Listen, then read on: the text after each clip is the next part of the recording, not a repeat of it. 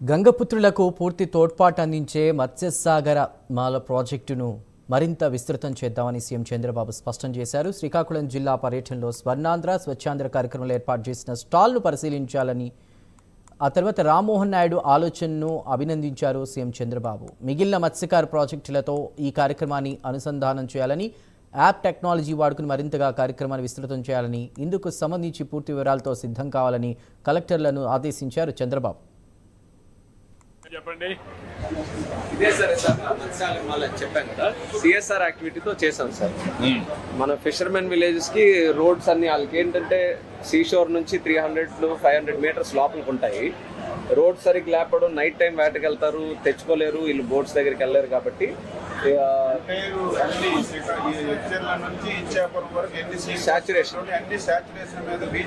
Fisheries department support తీసుకున్నాం sir. మనం roads వేయించాం NREGS లోన. తర్వాత సోలార్ లైట్స్ ఏమో మన సిఎస్ఆర్ నుంచి చేసాం. ఇంపాక్ట్ 100 టైమ్స్ ఇంపాక్ట్ ఉంది సార్. మీరు 2 పనులు చేయాలా? ఇది ఒకసారి ఇది ప్రాజెక్ట్ సంతోషం, ఉత్సాహం మీ అందరిలో కూడా చూస్తున్నాను. దానికి కారణం ఒక్కటే, మన నాయకుడు చంద్రబాబు నాయుడు గారు మన దగ్గరికి వచ్చారనంటే అది మనకి పండగతోని సమానమే. అయితే ఈ రోజు రావడానికి ఒక ప్రత్యేకమైనటువంటి కార్యక్రమం ఉంది.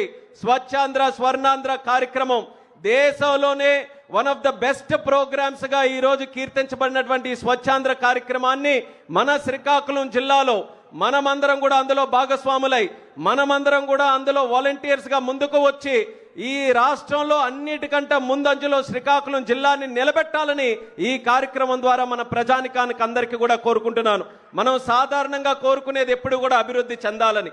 అభివృద్ధి చెందాలనంటే మనం ఎప్పుడు కూడా అనుకునేది నిధులు కావాలి, నిధులు వస్తే ఏదో అభివృద్ధి జరుగుతుంది, డెవలప్ జరుగుతుంది అనుకుంటాం.